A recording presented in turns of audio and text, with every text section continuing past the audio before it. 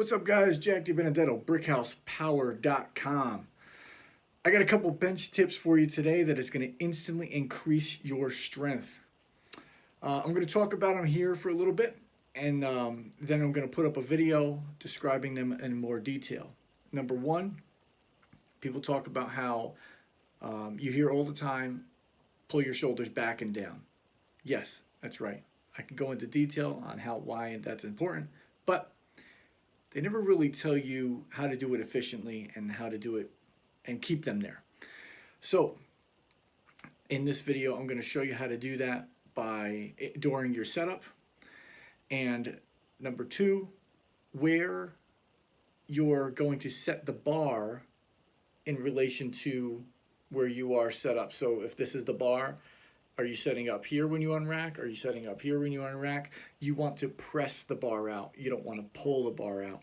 And you don't want to be so far down when you press it out. Otherwise, you're going to hit the J-cups when you come out. So those are kind of two tips. And third tip would be a breathing tip, especially for those of you that unrack by yourself.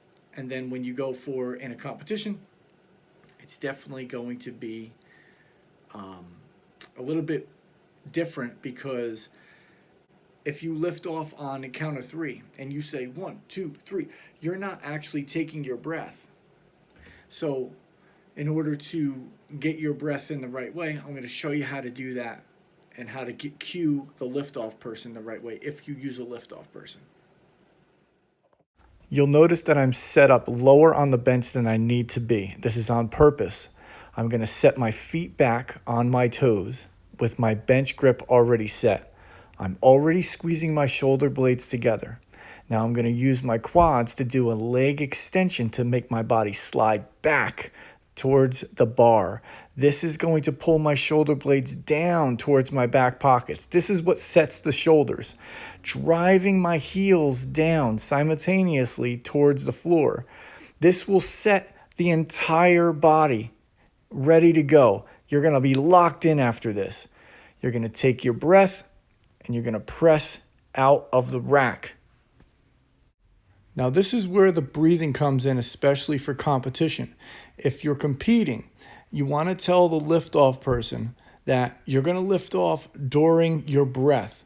Or if you like a countdown, you want to do a 1, 2, and then on your third, you're going to take a breath. But you're not going to say 3. You're going to do 1, 2. You're going to take a breath and tell them on the breath, I'm going to need the lift off. And start getting ready for that, because that is what's going to set you up for a big a big brace. If you're counting to 3 and on 3 they lift off, you're breathing out on that 3. So you want to get used to taking that big air, holding it, waiting for the start command, and then holding it the whole time for the press and racking it and having a good lift. Now here's another angle, slightly different. You can see my legs a little bit better. Grabbing the bar, bench position. This is my comp grip. I'm going to get my feet back as far as I can. Everybody's going to be different. I don't really have the mobility anymore, but just for demonstration purposes, you can see this. Look at it. I'm already pulling my shoulder blades together. I'm locking my lats in, driving back. Now, this is the important part for the rack position. I'm driving back only to a certain extent to where I can press the rack out, but I have enough clearance to where I can clear those J-hooks when I descend and ascend. I'm not going to hit them on the way down, and I'm not going to hit them on the way up or get caught up underneath them on the way up. That's important. I'm not wasting any energy here, and you'll see that in a second.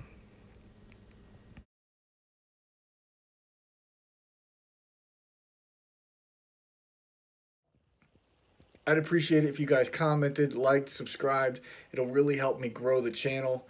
I'm trying to get enough good information out there to everybody. And if you're looking for coaching, programming, BrickHousePower.com, or just comment below, DM me. I'm around. Talk to you guys later.